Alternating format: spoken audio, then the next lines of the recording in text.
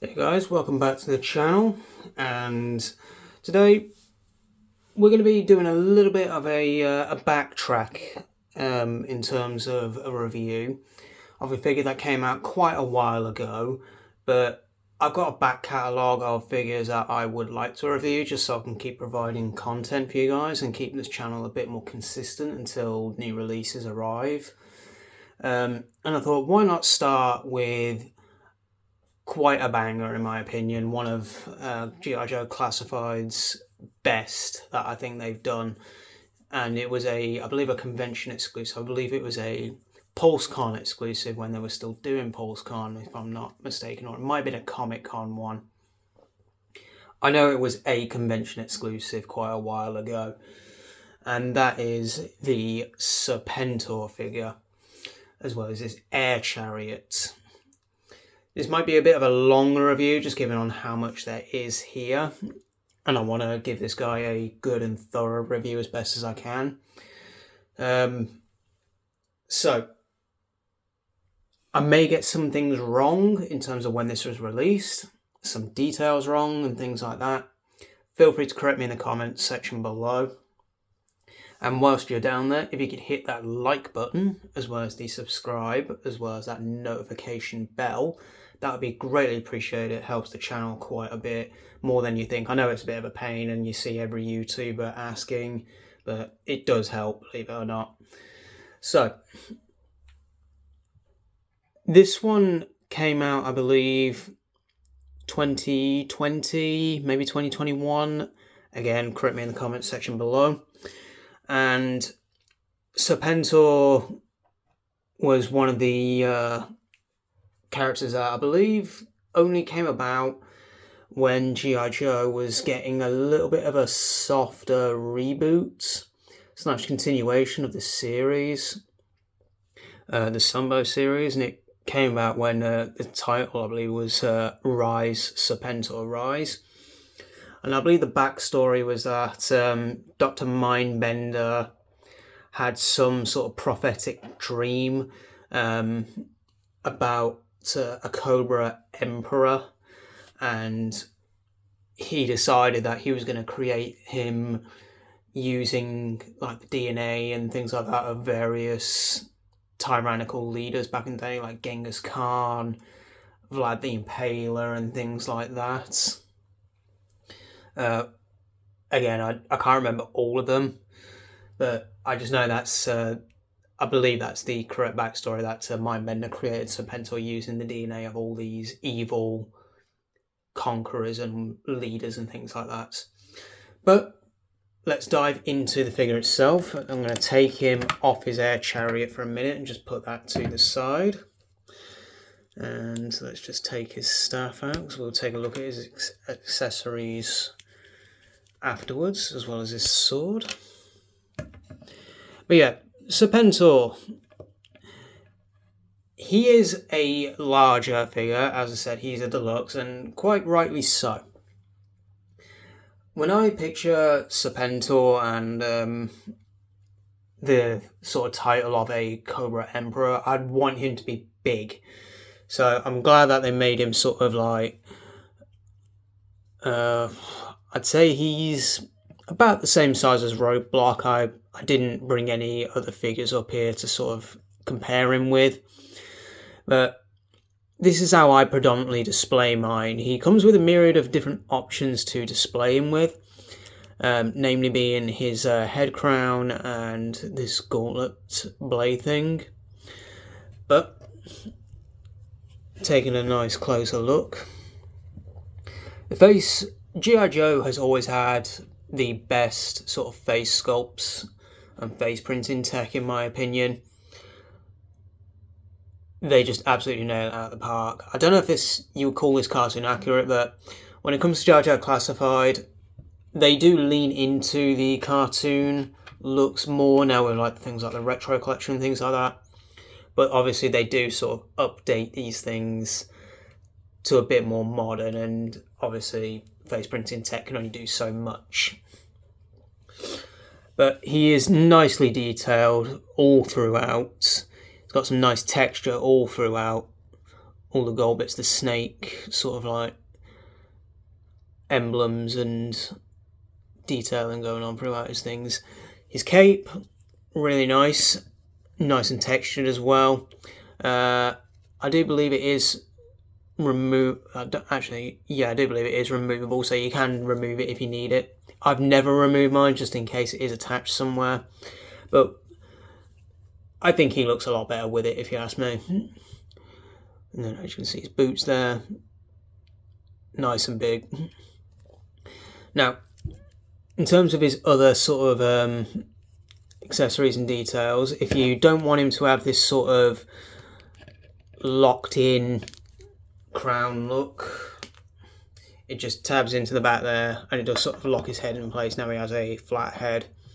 You can grab this little backplate thing.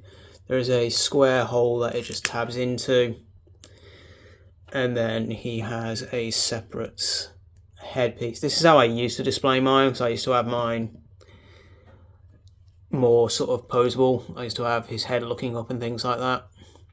And that's what this piece does. It allows his head to sort of move more articulated wise.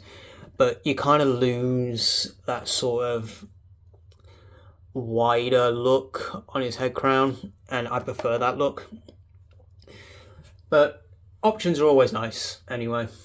And then he has this, I'm going to call it a shredder claw because it just reminds me of Shredder from the Turtles. This also attaches just via a little tab, and you can have a more closed version, so that way you can sort of use his hand a bit more. But I normally display mine with a longer one. But his other accessories also include this straight pointed snake thing. Now, I did a little bit of research for this video, and I saw a clip on YouTube on what this thing is for, because I was always wondering, why does he come with a very straight pet snake when he has this one? But after a little bit of research, I realised he uses this, and I believe he throws it at Duke, and I think it sort of like poisons him or something like that. So I believe this is just like one of his little weapons that he just uses, and he uses it like a javelin and things like that. So that's what that's for, I believe. But he also comes with a pet cobra, which is really nice. Hasbro always does animals really nicely. It's not articulated. It is semi-flexible, but it's just a stagnant posed. Doesn't do anything else. But it does look really nice. If he wants to focus on the snake.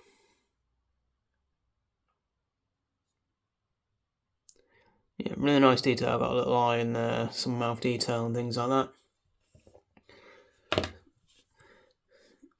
And then he comes with a spear, or a little staff that like a monarch would use. The end, I believe, does pop off, and it you can kind of use it as a javelin spear or something like that if you wish. Don't know if he has this in the cartoon or not, and if he does use this as well as a sort of javelin / spear that he chucks at people. Let me know in the comment section below. It's just like a little monarchy trident. It's really nice. It has a little red jewel on the end there.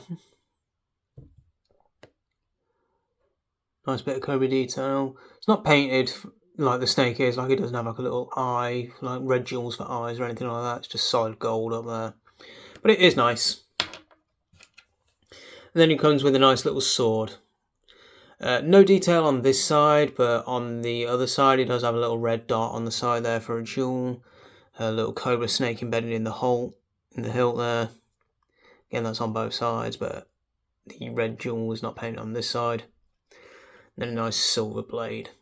Really nice sword as well. I do kind of like this. But articulation wise, he does have a double ball at the neck and the head. Standard butterfly joints. You don't get much. As you can see, mine is still quite stiff, but that's about as far as the shoulder joint goes. Bicep swivel, double elbow, and wrist articulation and swivel there. So As you can see, mine is still very stiff. Same on that side.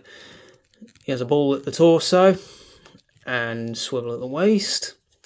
Standard ball joint at the hips. Double knee. And forward facing pin for rocker. And he does have a boot swivel as well. So fairly standard articulation. But as I said, I do tend to just keep mine in display at all times, so this guy doesn't see a lot of movement, hence why mine is still quite stiff and things like that.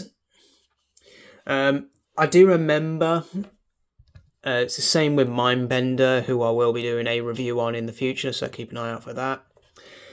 There was an issue when it came to, at least I saw on some people's copies, not all, that the green dye on the coat rubbed off onto the gold. Mine hasn't had that issue, and I've had this for a good couple of years now. So I must have just got lucky with my copy.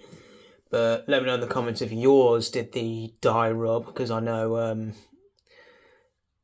that seems to be a problem with mainly Mindbenders with the black dye on his shoulders. Again, I don't think my copy did that. Same with Serpentor's here. But as I said, keep an eye out in that review when that comes. But let's get into another big accessory of his. Let's just move some things out of the way. And that is his air chariot. This thing is really cool. It's definitely a very sci-fi-esque thing, and I know that sort of G.I. Joe shtick. It's like military vehicles, but also some exaggerated sci-fi-ish sort of stuff. But I still think this is really cool. It's his air chariot. Now, it does have landing gear, but mine appears to be stuck. I think I just need to get a bit of a hairdryer on there and loosen these up a fair bit, because these are a nightmare to get out. Yeah, see what I mean? I'm really pulling on that, and I don't want to break it or anything like that. So, but the landing gear is retractable and things like that. But let's spin this around and get a look at some of this detail that's on here. Now, it comes with two removable sort of guns. I don't know what type of guns these are, but these are the kind that I've seen like Roadblock carry about and things like that. The only difference is it comes with this chain belt thing for the ammo. But they just plug into the sides here, and it gives his chariot some more weapons. He has the steering handles and things like that, and it has a little aerial radar thing on the top there. Some dials and things down by his feet where he stands, like fuel gauges, speed, things like that. And then he has this fan here, which does spin in there.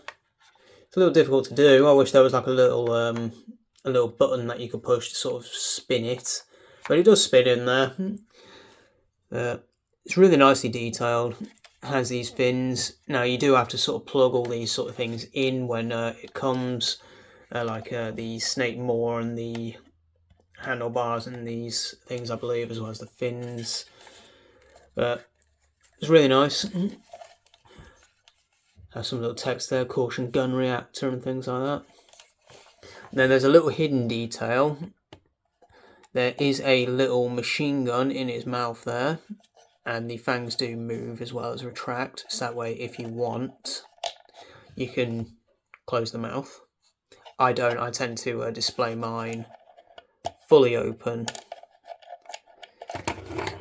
I find it easier when you want to remove these things, just use this sword and whatnot, just to sort of get in there, because these are really difficult to sort of maneuver. Just to give it that look. But yep, it has some extra detail. He has the Cobra logo, but with a crown on there, as if to symbolise his royalty and things like that. It doesn't have lights and sounds, unfortunately. It would have been nice if it did, but it is what it is. And should you wish, Serpentor can just sort of peg into there with these pegs, and he stands on there fairly well. he stands on there really well. I tend to have him displayed with his sword in the one hand and his scepter in the other, as if to say, like, he's ordering his troops to march. He comes across to me as the kind of ruler that will be at the front lines and at the front of the battle. I don't know if he's like that in the cartoon or anything like that. But he is one of my favourite convention exclusives. One, for what we got in terms of the value and things like that. I don't have the packaging with me. I think it's in storage. So, as I said, these videos are just more archives and retrospectives of what I've collected over the years, and to continue giving you guys some content, as mentioned earlier. But this guy sold out really quick. He became quite difficult to get a hold of, and I believe it took a while for some collectors to even receive theirs, even after many others actually got theirs. I managed to get mine from a retailer instead of Hasbro Pulse a little bit earlier than Pulse, ironically, which has been an ongoing thing. Some retailers have been getting conventions exclusives a little earlier than Pulse Carnival conventions themselves. Take Pythona, for instance, which will be another review upcoming soon, hopefully. But did you guys manage to pick up Serpentor? I know he goes for crazy money on the secondary market. The highest I've seen Serpentor go is £250 on eBay. But were you lucky to score one? Are you still looking for yours? Are you hoping that this guy will get a sort of retro carded re-release in the future? But obviously with the retro card, he just won't come with his air chariot. But we can always hope. I hope he does get sort of a retro re-release, maybe with a different look or things like that, if he ever had one. But as always, guys, if you could hit that subscribe button with the notification bell for future uploads, and I shall see you in the next video.